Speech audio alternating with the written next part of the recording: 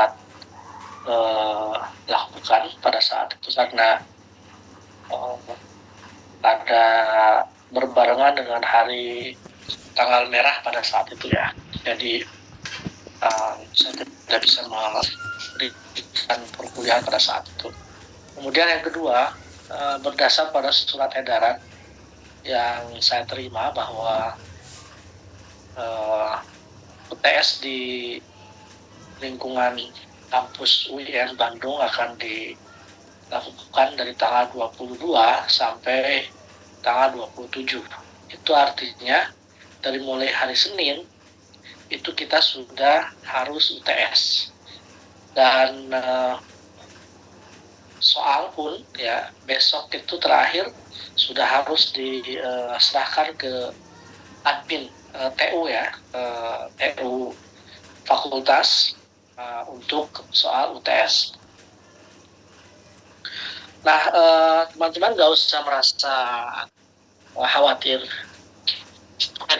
Seri malam hari ini tidak akan saya ujikan. Hanya sebatas pemenuhan kewajiban saya sebagai dosen untuk memberikan sampai 6 atau 7 kali pertemuan ya. Jadi ini sebagai satu kewajiban saya untuk memenuhi kekurangan itu. Baik, saya ingin mengetahui saja nih kira-kira berapa orang yang hadir ya di kuliah tambahan kita hari ini. Ini 6A ya.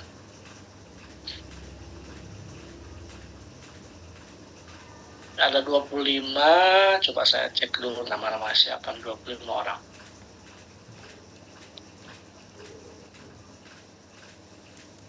Enam A.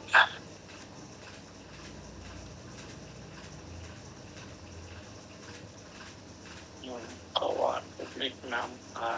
Oke.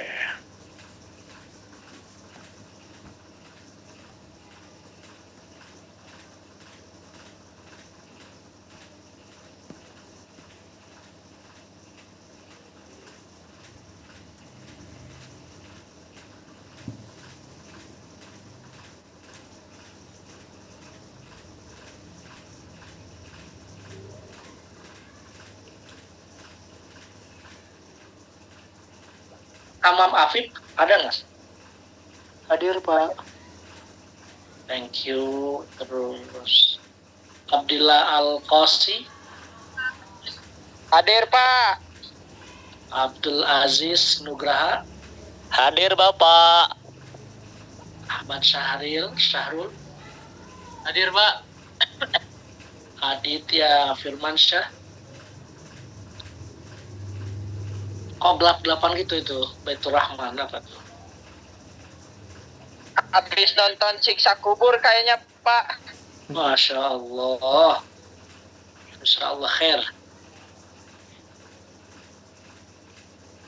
Afrina Lestari ada? Afrina Lestari? Hadir katanya, Pak. Mic-nya bermasalah. Oke, thank you. Kalau Ahdana Ulfa? Ahmad Abdillah? Ahmad Bayu ada ya? Hadir, Pak. Ahmad Bayu ada. Ahmad Dairobi? Hadir, Pak. Ahmad Rafi Ar-Rasyid? Ahmad Rafi Ar-Rasyid ada ya.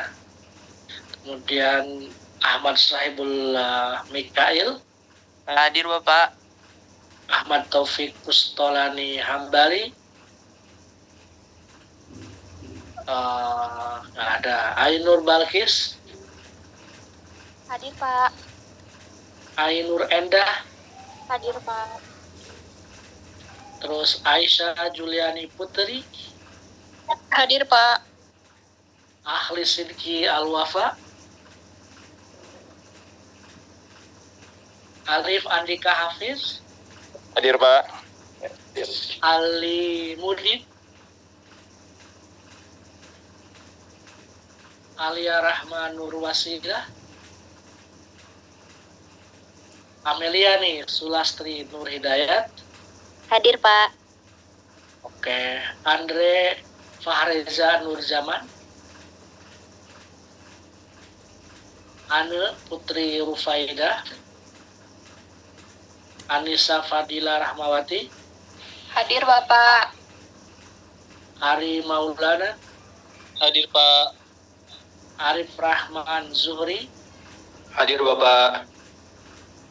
Arif Rahmatullah. Hadir Pak. Arjun Ibnu Hamid. Arjuna Yuhansa Raharja Putra. Hadir. Ayu Cahyati. Hadir, Pak. Bayatul Ridwan Firdaus tadi ada. Ada Bang.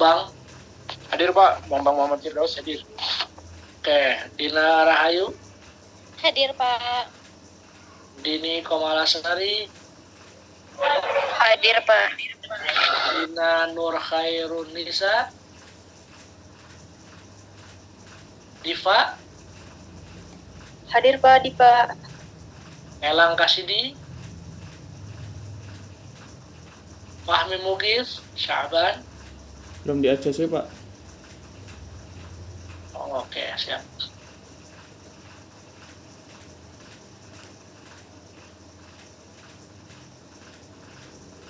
Dan untuk Oh, Ulfa sakit, Pak. siapa? Handana Ulfa. Oke, Fahrul Afriansyah ada? Faiz Zairofi. Farida Hadir Hasan. Pak Faiz Pak. Hadir, Pak. Faiz hadir. Farida. Hadir Pak Faiz Pak. Faras. Hadir Pak. Farel. Fauzan. Hadir Pak. Fauzan hadir ya. Hadir Pak. Hadir. Oke, kita close ya. Nah, Maaf Pak. Baru hadir. Kalau Ahmad Rafi hadir Pak. siapa? Ahmad Rafi Pak. Nomor 12. Ahmad Rafi. Oke, sebentar ya.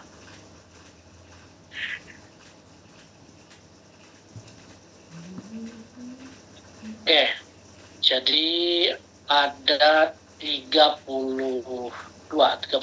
ya. Oke, terima kasih teman-teman yang sudah menyempatkan waktu. Mudah-mudahan ini bagian dari amal ibadah kita untuk menuntut ilmu ya. Jadi apapun itu kondisinya, kita masih bisa menyempatkan hadir untuk perkuliahan kita hari ini. Izin saya juga ingin mengevaluasi kemudian merefresh kembali perkuliahan kita dari pertemuan awal sampai akhir. Hal ini tentunya bertujuan untuk merefresh kembali ya,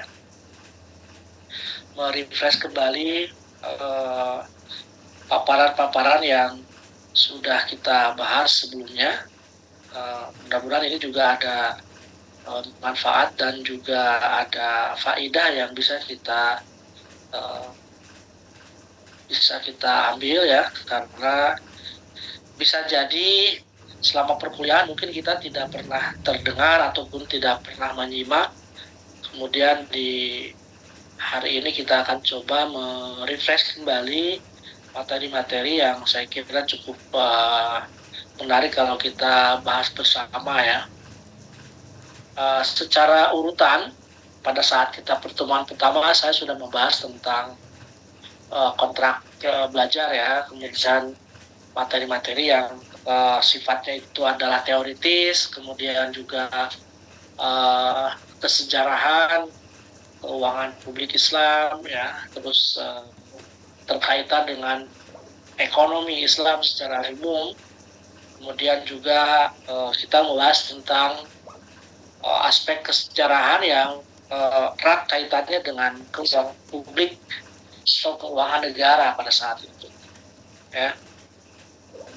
Baik secara filosofi, ya, kemudian juga secara aplikatif, ataupun ontologi, kemudian epistemologi, dan juga terkait dengan aksiologinya. Di beberapa pertemuan kita sudah membahas apa sih sebetulnya keuangan publik secara umum, ya, keuangan negara secara umum, teori-teori yang berkaitan dengan keuangan publik itu sendiri. Saya sempat menyampaikan beberapa materi tentang satu tokoh yang cukup luar biasa dalam bidang keuangan publik, yaitu Abu Ubaid, ya, Abu Ubaid Al-Qassam, di mana dengan salah satu karyanya yang sangat monumental, yaitu Kitabul Amwal, diceritakan bahwa keuangan publik itu adalah malun yudabiruhu aw yunadrimuhu al-wali. Di salah satu dimensi penting dari keuangan publik Islam itu adalah segala bentuk harta kekayaan negara yang dikelola oleh pimpinan, yang dikelola oleh pemerintahan, itu namanya keuangan publik, ya. Jadi kalau nanti di CTS ada pertanyaan terkait dengan apa sebetulnya keuangan publik, dua tema itu yang dilontarkan oleh Abu Ubaid Al-Qasim itu saya kira cukup menarik. Walaupun banyak teori-teori yang berkaitan dengan keuangan publik, misalkan teori modern mengatakan bahwa keuangan publik itu adalah segala aspek yang terkait dengan pendapatan dan pengeluaran negara. Itu keuangan publik, ya. Walaupun dimensinya itu adalah konven, dimensinya adalah bukan dari aspek keislaman. Terlepas dari itu semua, kita tahu Abu Ubaid Al-Qasim, ya, membagi beberapa domain penting dalam keuangan publik itu sendiri. Misalkan keuangan publik yang terkait dengan harta benda negara, ya, harta benda keuangan negara, kalau sekarang ini adalah APBN. Kemudian juga pembagian lain yang sifatnya itu adalah terkait dengan keuangan sosial, terkait dengan hal-hal yang berkaitan dengan filantropi, kemudian kedermawanan seperti zakat, infak, sedekah, wakaf, itu juga instrumen dalam keuangan publik, ya. Nah, di zaman Rasul, kita menginjak ke materi lain, saya sudah berbicara tentang ini, bahwa sebelum ke situ tentu saya ingin menyampaikan juga poin penting yang sudah kita pelajari, antara lain adalah korelasi antara ekonomi secara umum, ekonomi Islam secara umum dengan keuangan publik itu sendiri, ya.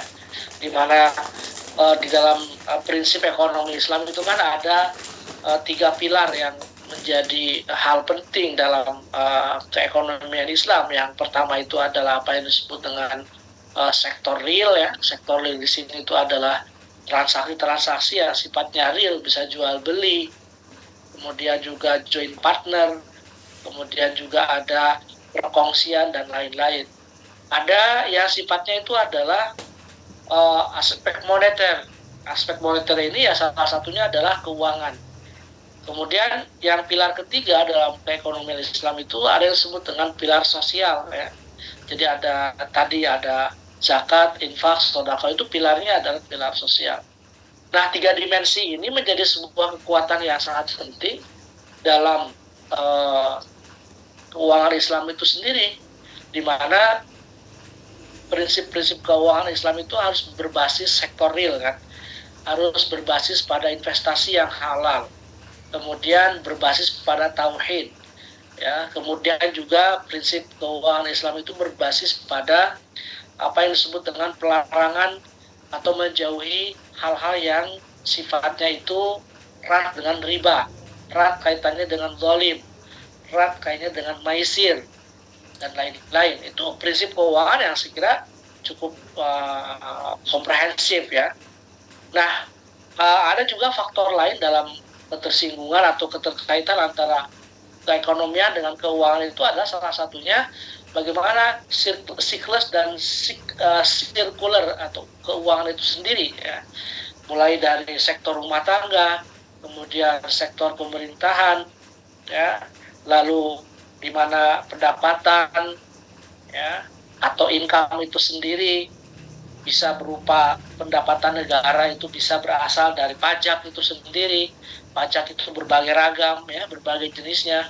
Ada PPN, ada PPH, ada PBB, ada pajak hiburan, pajak restoran, pajak konsumtif dan lain-lain. Ada juga pendapatan itu yang sifatnya adalah PNBP, pendapatan negara yang bukan pajak kalau dibahasakan seperti itu. Lalu juga ada pendapatan hibah, pendapatan utang, devisa, dan lain-lain. Itu adalah menurut Undang-Undang nomor 17 tahun 2003 tentang pendapatan negara. Nah, di sisi lain, justru dalam siklus perekonomian itu kita mengenal ada yang disebut dengan apa yang disebut dengan pengeluarannya ya. Pengeluaran itu sendiri baik pengeluaran yang sifatnya rumah tangga atau pengeluaran yang sifatnya agregat secara keseluruhan dalam konteks makro ya di satu negara. Nah, tentu itu semua adalah keterkaitan ya antara keuangan itu sendiri dengan masalah-masalah yang sifatnya keekonomian. Nah, oleh sebab itu kalau kita lihat misalkan dalam makalah yang sudah saya sampaikan pada pertemuan terdahulu ya, di sini kita bisa lihat misalkan ada aspek yang sifatnya itu adalah aktivitas jual beli ya, investasi, kemudian publik, lalu ada sosial. Dan tadi sudah saya katakan jual beli itu lebih kepada sektor real ya. Jual beli itu ada murabaha, kemudian ada ijara, ada istisna, ada salam. Investasi pun sama, ada mudharabah, ada musyarakah ya. Kita tahu bahwa aspek-aspek ini adalah memiliki peran penting dalam kehidupan masyarakat ya. Lalu ada sosial, tadi saya sampaikan bahwa aspek sosial itu salah satunya adalah apa yang disebut dengan zakat, infak, sedekah ya, itu adalah sifatnya kesosialan. Nah, di samping itu juga kita bisa melihat fokus utama dari ekonomi dan keuangan Islam itu adalah dari akhlak ya, akhlak, kemudian syariah, lalu kita mengenal misalkan distribusi pendapatan, kemudian juga dorong aktivitas sosial dan investasi. Nah, ini adalah fokus utama sistem ekonomi dan juga keuangan. Harus kegiatan ekonomi Islam saya kira tadi sudah saya sampaikan, ada dari rumah tangga ya, kemudian pemerintah, perusahaan. Kalau kita lihat siklusnya dari dari rumah tangga mengkonsumsi ya, ada di pasar domestik, kemudian juga dari pemerintah mengeluarkan gaji, upah diterima oleh rumah tangga, kemudian rumah tangga dikonsumsikan lagi dan seterusnya, sehingga merupakan bagian dari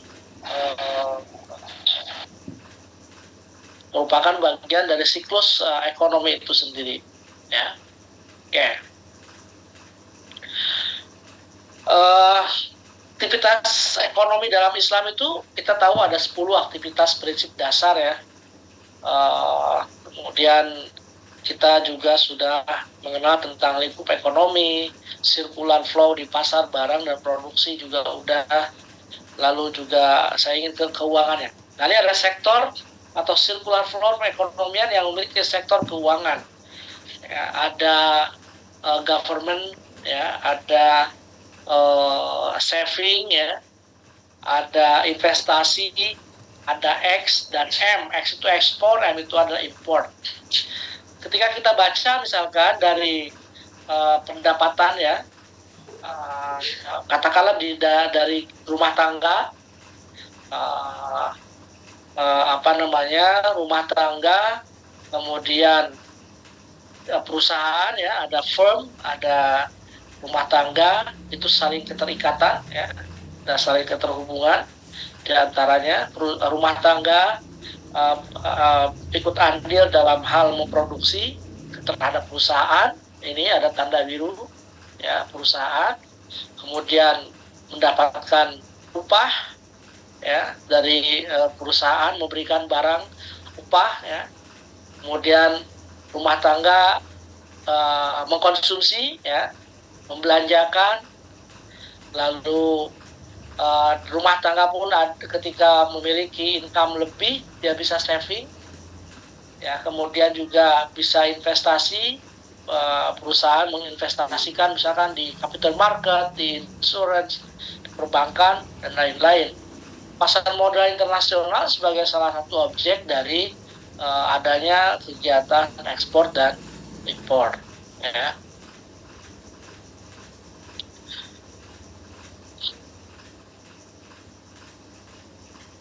Nah, ini filosofi dasar keuangan Islam. Kita sudah tahu ya tentang An-Nisa, ya ayyuhalladzina amanu la ta'kulu amwalakum bainakum bil batil illa an takuna tijaratan an taradin minkum wa la taqtulu anfusakum innallaha kana bikum rahima. Ini saya kira soal UTS seputar ini ya, seputar siklus keuangan Islam, kemudian filosofi dasar. Ya, kemudian nanti ada pertanyaan yang sifatnya teknis ya, misalkan dalam hal keuangan Islam itu apakah yang menjadi cikal bakal dari filosofi dasar seperti apa? Contohnya surat Al-Quran, surat apa gitu ya. Nah, ini adalah di mana letak keuangan Islam itu sendiri dalam perekonomian. Kalau kita lihat Islam ya di atas, kemudian ada akidah, ada syariah, ada akhlak. Dari syariah itu ada ibadah, ada muamalah, kemudian ada aktivitas politik, aktivitas ekonomi, aktivitas sosial. Nah, turunan dari aktivitas ekonomi itu ada apa namanya, perbankan, keuangan, juga ada aktivitas yang lainnya. Jadi ini adalah struktur dalam sebuah konsep keuangan Islam ya. Filosofi dasar keuangan Islam ada tauhid, adalah tadi saya sudah singgung sedikit, ada rububiyah, ada tazkiyah, ada khilqiyah ya, kemudian ikhtiar dan huriyah, ada fardun, ada hak, amanah, islah, khalifah, ukhuwah, maqasid syariah ya. Keuangan Islam lingkupnya apa saja ya. Pertama, misalkan berdasar pada nilai dan prinsip Islam ya, yang terkandung dalam Al-Quran itu sendiri. Bahkan Sidqi menegaskan bahwa kebutuhan dasar seorang manusia untuk hidup di dunia itu sebetulnya sudah terjamin. Wama min dabatin fil ardi illa 'ala Allah rizquha. Jadi sebetulnya kehidupan kita, apapun yang ada di dunia ini, baik itu hewan melata ataupun yang lainnya, itu sebetulnya rezekinya sudah dijamin. Oleh karena itu, prinsipnya manusia itu adalah hanya berikhtiar dan berusaha, bukan menggantungkan seluruh nasib pada ketergantungan terhadap seseorang ataupun kepada materi. Prinsip-prinsip dasar keuangan Islam ada konkret ya, basis yang jelas, ada bertujuan untuk kesejahteraan umum ya, welfare state ya. Kemudian juga ada prinsip yang bersifat pada bagaimana dana publik itu bisa dioptimalkan sebagai satu amanah dalam mencapai ketersediaan kesejahteraan ya. Kemudian juga ada apa yang disebut dengan pembebanan terhadap pajak ya. Jadi boleh-boleh saja dalam satu negara yang sifatnya itu adalah notabene Islam juga berbasis pada pajak ya. Kita lihat Saudi sendiri pada awal-awal dekade 5 tahun ke belakang itu tidak ada pajak, tapi saat ini Saudi justru dinilai sebagai negara yang cukup tinggi dalam hal penerapan pajak di negaranya. Ini instrumen publik Islam. Nah, ini kita mulai masuk ke instrumen-instrumennya. Jadi kalau saya lebih jelas adalah misalkan ini ada satu materi lagi di sini ya. Nah, ini kita stop dulu, kita masuk ke sharing materi yang lain misalkan ini ya. Jadi kalau kita lihat di dalam slide ini ya, nah, tadi Van der Kamp udah saya bahas tentang keuangannya ya. Nah, jadi pendapatan negara secara keseluruhan itu ada zakat, ada fai, ada kharaj, ada ghanimah, ada jizyah. Nah, jadi ini kalau kita lihat ada yang sifatnya itu adalah yang berbasis pada regulasi ya. Tentu ada zakat, ada kharaj, ada jizyah, ada usul. Ya. Lalu juga ada yang berbasis pada sukarela, ada infak, ada sedekah, ada wakaf, ada hibah, ada hadiah. Kemudian juga ada basis pada kondisional, ada humus, ada pajak, ada fai, ada BUMN dan yang lainnya. Itu dari aspek pendapatan ya. Kemudian juga sumber-sumber lainnya sehingga menjadi satu kesatuan yang dalam pengelolaan uang itu atau uang negara ada beberapa instrumen ya. Di dalam sektor publik salah satunya itu adalah zakat ya. Tentu sebelum ke zakat kita coba lihat misalkan di dalam pembahasan kalian semua kita sudah bisa menganalisis berbagai ayat ya, ayat-ayat Al-Quran yang berkaitan dengan keuangan publik Islam itu sendiri, yang salah satunya adalah ada ghanimah, kemudian juga ada fai, ada jizyah ya. Semua itu sudah kita bahas misalkan di dalam materi tentang analisis ayat-ayat yang berkaitan dengan keuangan atau berkaitan dengan anfal ya, humus dan jizyah.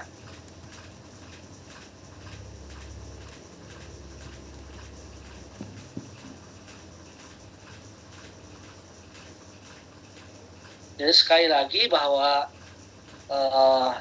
keuangan publik Islam itu saling berhubungan dengan aspek-aspek yang sifatnya normatif, kemudian juga positif, ya aspek positif dan deskriptif dari ekonomi itu sendiri.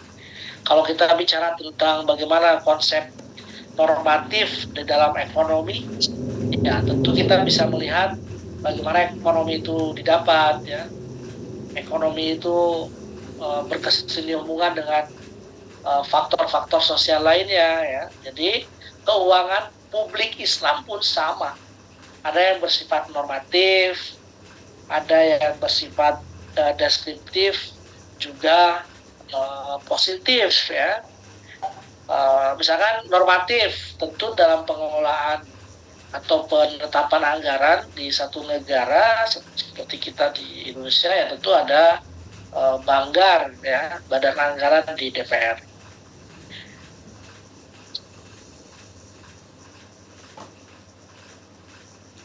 Jadi sekali lagi saya katakan bahwa di dalam Al-Quran sendiri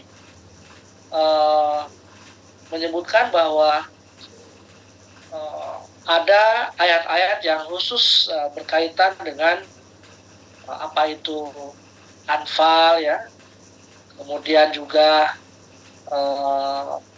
ghanimah, ya. Kemudian juga ada jizyah, ada fai, ya, itu sudah disebutkan di dalam Al-Quran itu sendiri, ya. Jadi ada anfal, humus, dan jizyah.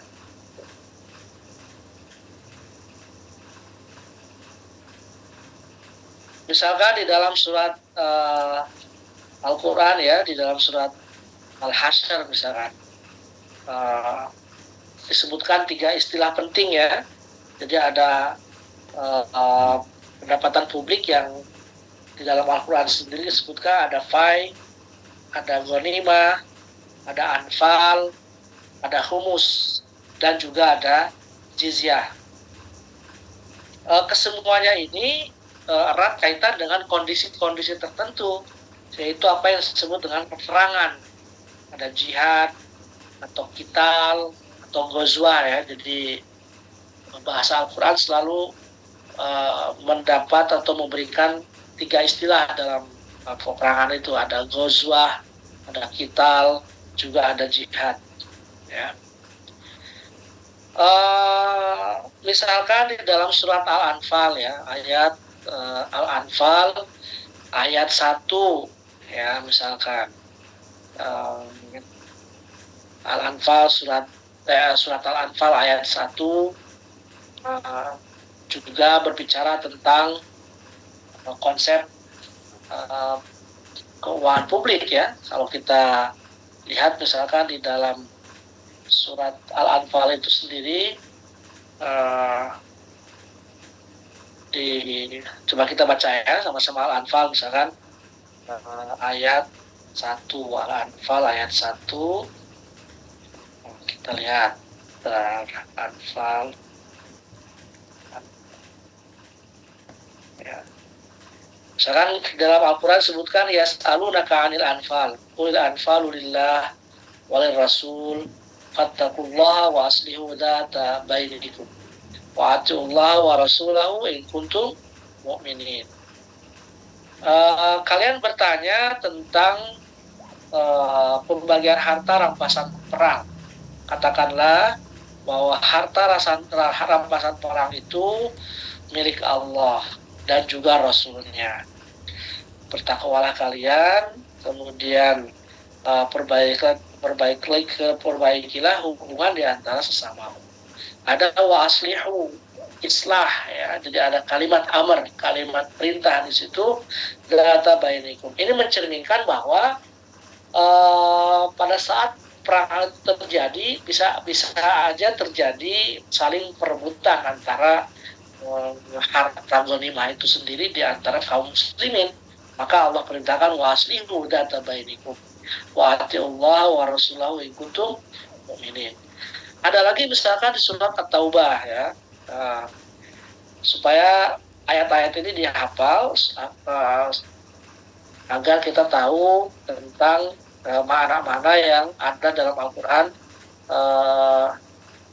tentang jizyah, ya. Misalkan ayat 24 surat At-Taubah, kita lihat ma'afa Allahu min ahlil qaryati falillahi walil rasulihi walidil qurba wal yatama wal masakin. Ya. Nah, di sini ada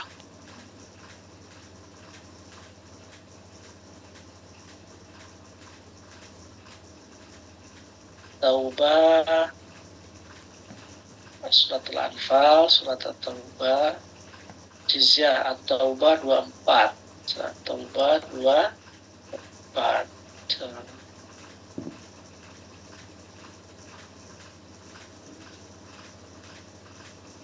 Oke, nah itu semua, ya, baik itu Al-Anfal ayat 1, ya, kemudian Al-Anfal ayat 41, juga tentang jizyah ada di At-Taubah ayat 24, ya. Semua mencerminkan bahwa Islam itu sudah ada aturan-aturan tertentu terkait dengan konteks pendapatan negara. Nah, kalau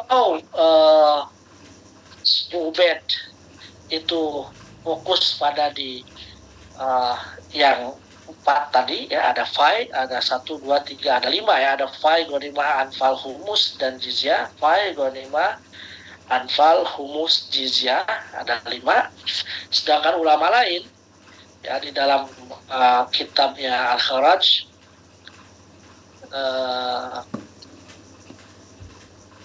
tidak memasukkan ghanimah ya. Jadi di dalam pendapatnya Yahya bin Adam tidak ada pembahasan selain daripada ghanimah dan fai ya. Jadi lebih fokus kepada fai dan ghanimah, sedangkan di pendapatnya Abu Ubaid itu ada humus, ada anfal, ada ghanimah, ada jizyah. Oke, sudah. Nah, zakat yang saya ingin sampaikan bahwa itu bisa bersifat politik dan juga bisa bersifat ibadah. Kalau kita lihat misalkan di dalam surat At-Taubah ya, ayat 61 atau ayat 60 ya. Jadi khud bin amwalihim shadaqatan tutahhiruhum wa tuzakkihim wa tusalli alaihim inna salataka kanat sakanan lahum. Jadi zakat itu kan zaka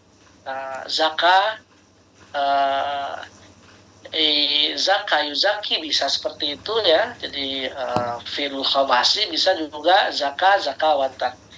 Jadi berkembang, tumbuh berkembang, sehingga dimensi penting dalam zakat itu adalah ketika adanya satu pertumbuhan, adanya perkembangan dari objek zakat itu sendiri.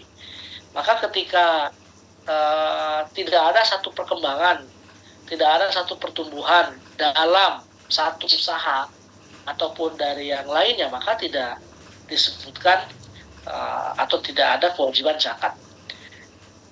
Nah, objek zakat itu sendiri banyak ya. Ada zakat yang sifatnya itu adalah harta ya, kemudian juga ada zakat pertanian, zakat peternakan, dan juga yang lainnya. Nah, tabel harta zakat itu ada emas tadi, ada perak, uang tunai, barang dagangan ya, kemudian juga barang tambang, tentu ada nisab. Nisab itu adalah ukuran tertentu. Ada juga persyaratan lain yaitu haul. Haul itu adalah ketemu 1 tahun penuh. Ada juga objek zakat yang dikenakan 5% dan 10% yaitu di pertanian. Apabila misalkan diairi dan tidak diairi oleh irigasi.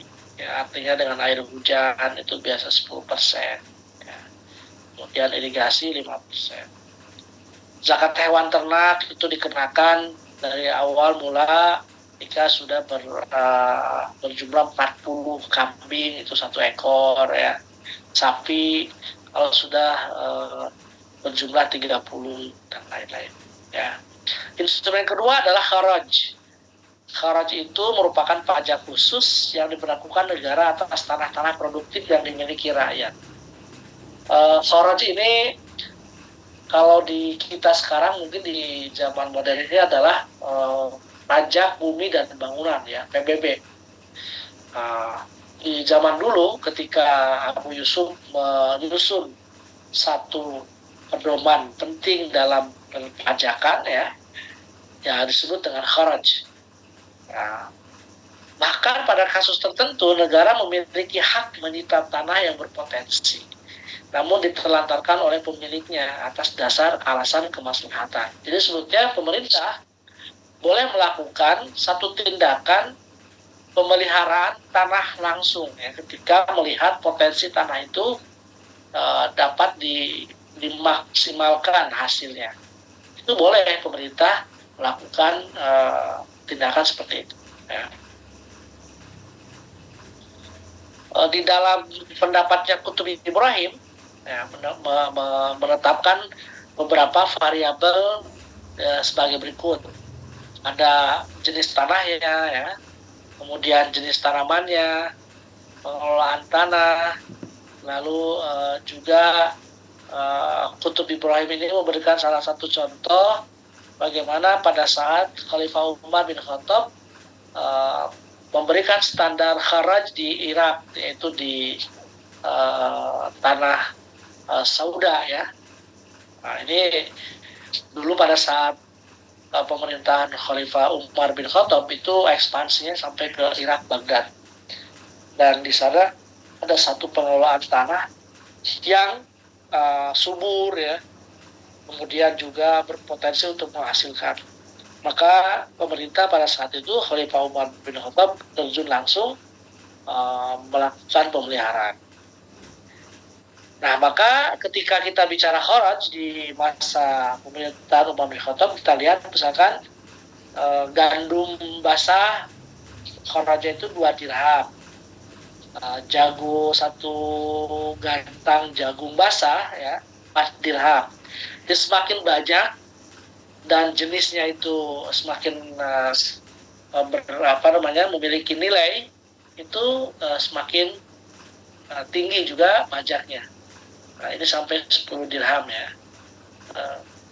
Dinar sama dirham itu perbedaannya, kalau dinar itu 4,2,5 gram emas ya. Kalau dirham itu kalau tidak salah perak ya, 900, sekian gram perak ya.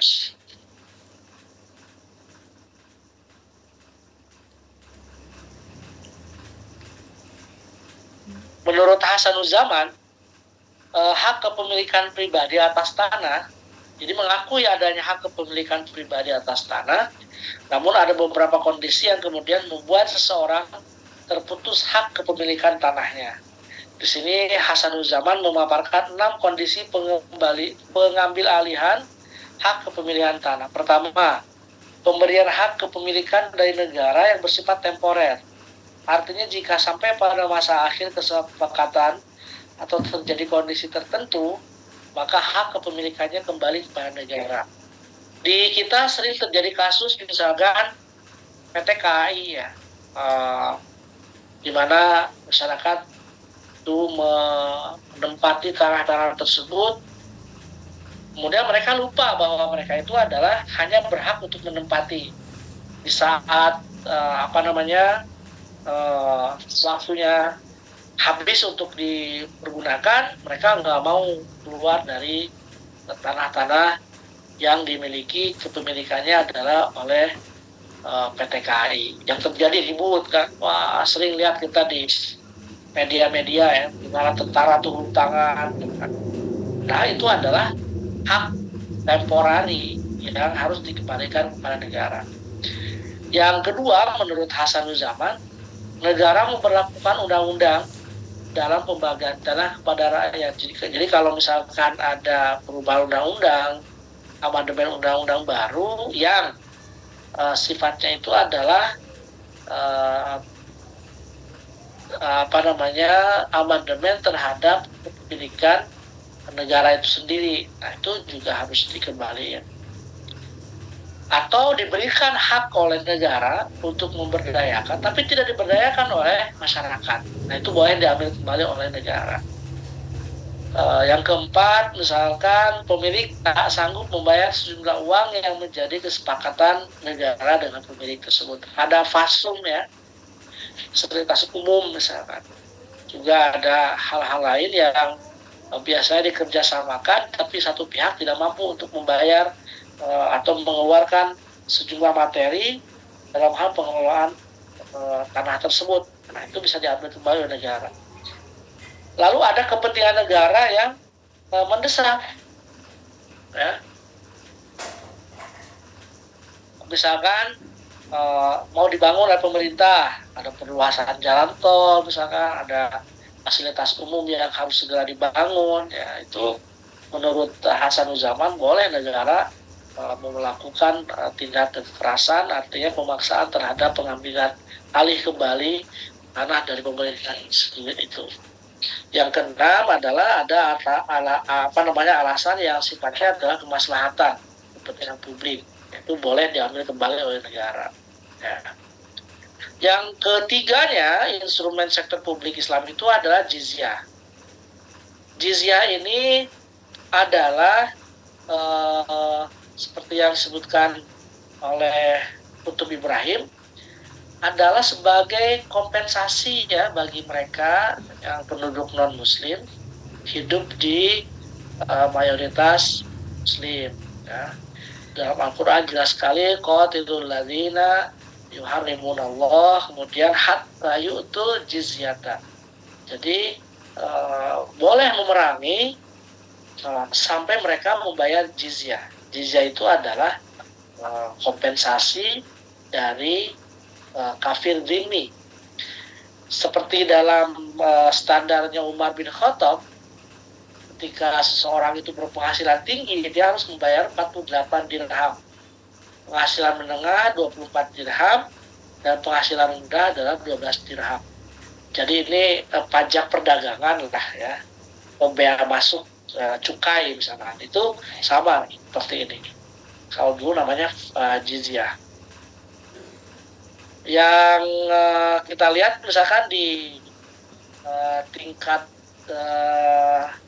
ranking jizyah itu di Mesir misalkan cukup tinggi sekali ya, ketika luas tanahnya misalnya 95 meter ya, kemudian 5 meter atau yang lainnya berdasar pada ukuran-ukuran tertentu ya. Nah yang selanjutnya adalah usur. Usur ini pajak khusus barang niaga yang masuk ke negara Islam. Tadi kalau di kita sekarang apa? Bea cukai ya.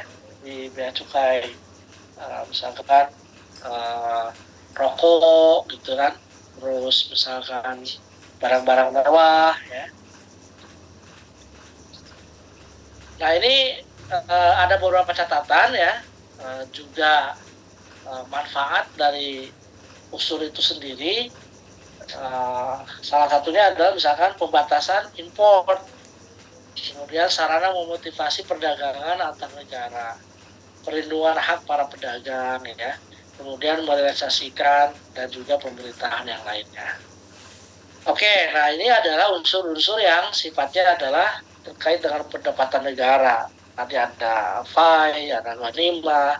Di sini belum dibahas ghanimah, tapi secara umum tadi saya sudah katakan bahwa ghanimah, fai, jizyah, humus, kemudian anfal itu adalah unsur-unsur pendapatan negara yang Al-Quran sendiri menyebutkan secara eksplisit di dalam ayat-ayatnya ya, di dalam surat tadi Al-Anfal ayat 1, kemudian juga Taubah ya.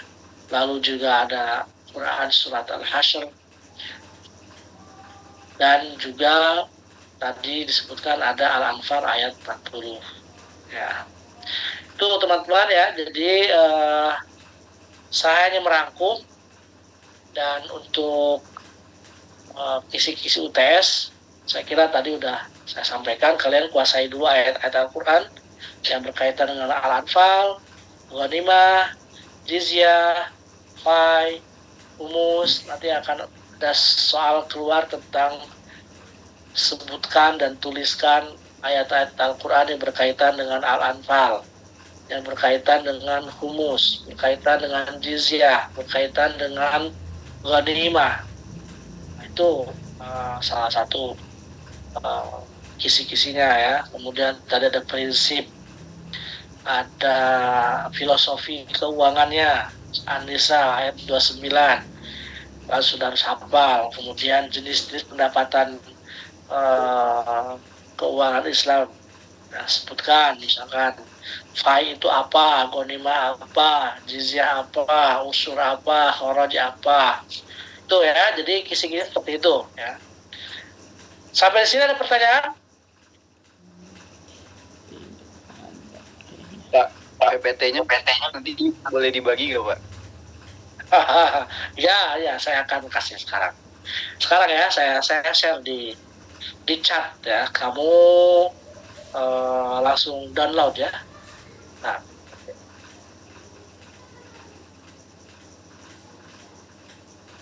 Saya izin bertanya. Ya, silakan. Saya masih bingung Pak. Yang kan katanya kharaj itu kan zakat atas tanah ya Pak. Tapi kenapa gandum itu kayak termasuk pertanian bukan sih Pak? Kok bisa sih Pak? Maksudnya ke kharaj? Ya, kan kharaj itu bisa dari tanah, bisa juga dari hasilnya. Tadi saya sebutkan bahwa Umar bin Khattab itu memberlakukan pendekatan pengambilan hak dari tanah karena berpotensi menghasilkan.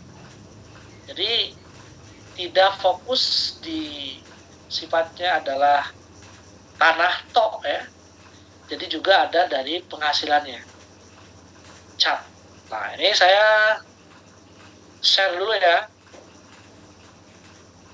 Jadi terjawab ya pertanyaannya ya. Siapa tadi yang nanya? Iya Pak. Berarti ini ya Pak, maksudnya nggak harus dua-duanya dizakatin ya? Iya. Jadi kalau misalkan Abu Yusuf dalam kitab Kharajnya itu dia ada progresif, ada yang sifatnya tunggal. Kalau tanahnya tok, dia berdasar pada muqasamah, berdasar pada jumlah ukuran. Juga ada kedua-duanya, pajak tanahnya, pajak hasilnya juga. Nah, gitu. Ini nggak keluar ya.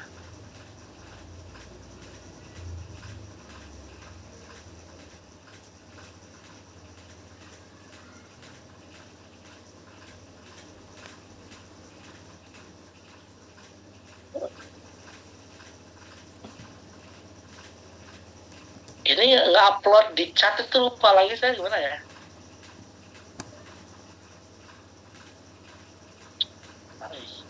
Digeser aja Pak dari file laptop Pak, langsung ditaruh. Oh bisa ya, di copy ya? Nah. Ya langsung digeser ke chatnya. Ya. Copy. Coba kasih jalan.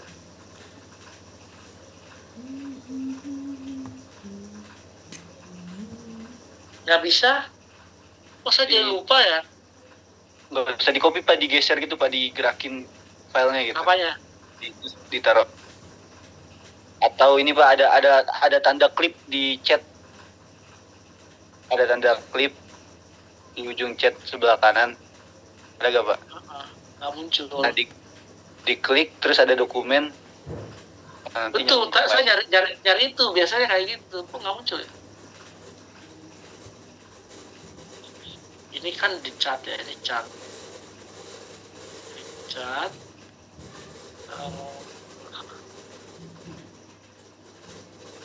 Format.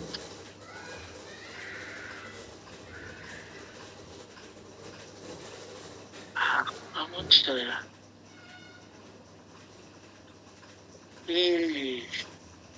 Nah, aneh juga nih.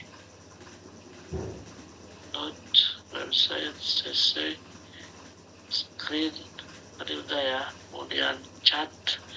Atau saya kirim ke siapa tadi? Ini nih, Ahmad Bayu ya?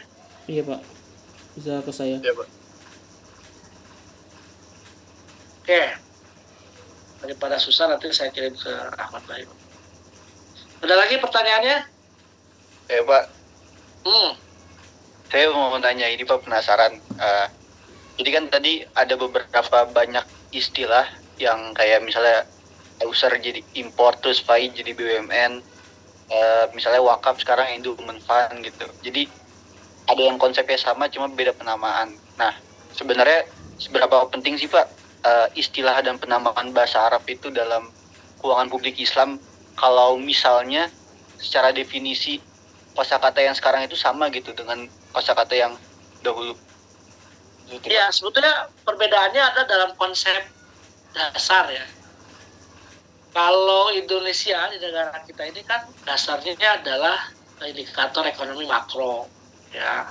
Jadi ada agregat demand ya, kemudian supply demand gitu.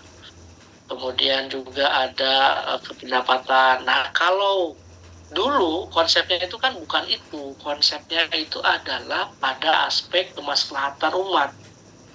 Jadi pendapatannya itu adalah dibagi rata untuk kemaslahatan umat itu sendiri. Nah, maka ketika disandingkan konsep-konsep keuangan publik Islam yang dulu dengan yang sekarang, kata Abu Ubaid nggak bakal sinkron, karena basisnya lain, gitu loh. Karena berbeda basis inilah, maka istilah-istilah yang tadi ada fai, ada anfal, ghanimah itu nggak bakal masuk. Konsepnya ada lain, gitu. Ada beberapa yang secara implementatif mungkin sama ya, seperti kharaj. Implementatifnya sama, pungutan terhadap penghasilan, baik itu perorangan, badan hukum, atau aspek kegiatan ekonomi. Kan sama, kharaj juga seperti itu. Tapi ada konsep lain yang nggak bisa berlaku di kita, misalkan fai atau jizyah. Kan nggak ada orang non-muslim di kita itu kena pajak. Kayak kamu tinggal di negara mayoritas yang Islam, kamu sekarang bayar pajak, ada nggak di kita? Nggak ada. Karena basisnya adalah ekonomi makro. Basisnya adalah pendapatan negara yang disusun melalui budgeting, namanya APBN. Itu. Ya. Maka kata Abu Ubaid, apapun itu jenisnya, ketika basisnya itu adalah bukan pada basis personality income, personality welfare, ya, kesejahteraan umat, itu nggak bakal nyambung. Gitu. Ya, jadi infak, sedekah, wakaf kalau diterapkan itu bisa menjadi sebuah bangunan konstruktif dari budgeting itu sendiri. Karena kita lihat instrumen zakat di kita itu kan sudah hampir 169 sekian triliun ya.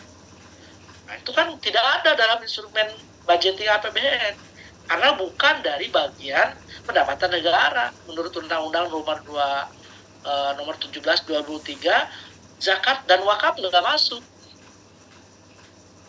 Ya, yang masuk dalam komponen itu hanya pajak, kemudian hadiah, hibah, utang, devisa, gitu loh. Padahal wakaf, zakat, infak itu endowment yang memberikan dampak positif sebetulnya. Gitu loh. Ya, jadi basisnya lain. Ketika ada synchronize itu hanya beberapa bagian elemen saja yang bisa masuk. Padahal dari konsepnya zakat, wakaf, sedekah, infak itu lebih besar sebetulnya daripada hanya pajak yang sekarang PPN dinaikin, PPh-nya naik gitu. Padahal kalau dimasukin dalam instrumen pendapatan, saya kira bisa menyuntik ya APBN kita. Gitu Arif, ya, oke, setuju ya? Setuju Pak. Sama, boleh gimana satu Pak? Ya. Tadi kan beda basicnya, terus katanya basic yang Islam zaman dulu itu keuangan publiknya kesejahteraan masyarakat. Nah, tapi kan kalau di kita di undang-undang juga tujuannya untuk mensejahterakan masyarakat juga gitu, mencerdaskan kehidupan bangsa dan lain sebagainya. Jadi seperti apa tuh Pak? Nah, itu kan hanya normatif. Mari saya katakan ada normatif, deskriptif. Nah, yang kurang dari kita itu adalah aplikatif. Aplikatifnya nggak ada. Coba Anda lihat di Undang-Undang Undang-Undang 45 pasal 33, negara bertugas atau kemiskinan, kemudian negara bertanggung jawab terhadap resources, ya kan? Tugas negara adalah memelihara, membantu dan lain. Tapi aplikatifnya nggak. Itu normatifnya ada, gitu loh. Oh, dalam hal pendidikan, pasal 31 ayat C dan B, bahwa pendidikan bertujuan untuk mencerdaskan kehidupan bangsa dan bertakwa serta beriman. Ada nggak pola itu? Kan normatif saja. Bertakwa, indikatornya apa? Gitu. Jadi di undang-undang kita sebetulnya sudah disebutkan. Bahkan di preambelnya, di pembukaannya kan itu ikut mendamaikan perdamaian dunia, mencerdaskan kehidupan bangsa, ya kan? Dan lain-lain. Oleh karena itu disusunlah dalam sebuah undang-undang, kan? Ketuhanan yang Maha Esa, kemanusiaan yang beradil, sampai keadilan sosial. kan hanya normatif ansih. Gitu loh. Padahal kalau kita lihat negara itu mewajibkan pada seluruh rakyatnya membayar pajak. Di Undang-Undang nomor berapa? Undang-Undang nomor 17 tadi 2003 itu hanya sebagian ya pajak terutama itu sampai 80% pemasukan kita. 80% keuangan negara, pendapatan negara kita itu ada dari pajak. Makanya dalam undang-undang itu pajak itu banyak jenisnya. Pajak penghasilan, pajak penambahan nilai, pajak bumi bangunan, pajak kegiatan bisnis, pajak apa semua. Bahkan kalau Anda mau tahu, Anda masuk ke toilet umum, itu kena pajak. Siapa yang kena pajak? Pemiliknya. Coba, Anda bayar. Itu ternyata pemilik umum juga dikenakan pajaknya. Gitu. Anda masuk ke diskotik, karaokean, kena nggak pajak? Nah, makan di restoran, makan di kafe, kena pajak juga itu. Apalagi PPN sekarang mau dinaikin 12%. Nah, jadi normatifnya oke, tapi aplikatifnya sebetulnya tidak. BLT seberapa persen sih dari pajak yang dihasilkan? Hanya 500.000 katakan, atau berapa lah? Berapa persennya dari APBN kita? Gitu. Padahal kalau kita mau jujur, ada instrumen lain, instrumen sosial yang kalau itu digalakkan sebetulnya tidak perlu lagi ngutang. Cuma kan basicnya lain, basic tadi saya katakan makro kita, berbasis ekonomi makro, bukan pada konsep welfare state ya, kesejahteraan gitu. Ya teoritis oke lah, tapi aplikatifnya kurang masih.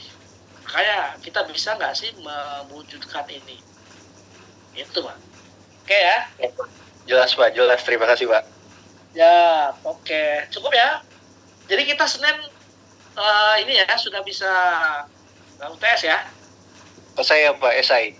Apa pilihan ganda? Esai, cuma studi kasus biasa. Cukup 4 soal saja kita ini lah, nggak usah banyak-banyak. Ya. Ayatnya ditulis, ayatnya apa cuman surat apa gitu-gitu Pak? Ditulis dong ayatnya, saya pengen tahu. Ya, pengen tahu kalian belajar kan. Oke ya.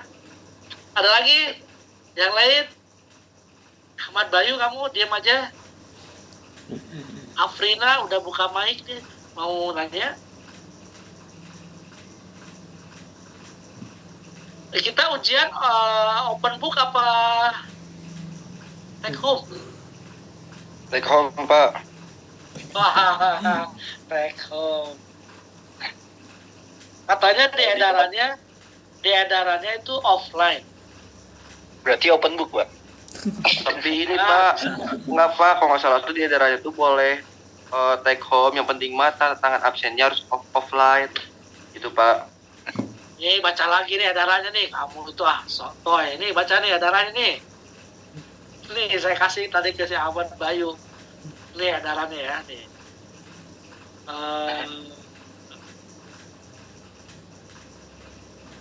Melaksanakan kewajiban, setiap dosen. Oke, hari Minggu terakhir soal. Kelengkapan administrasi berupa lembar jawaban, berita acara, dan daftar hadir akan disediakan oleh ini. Masing-masing offline. Tuh, lihat.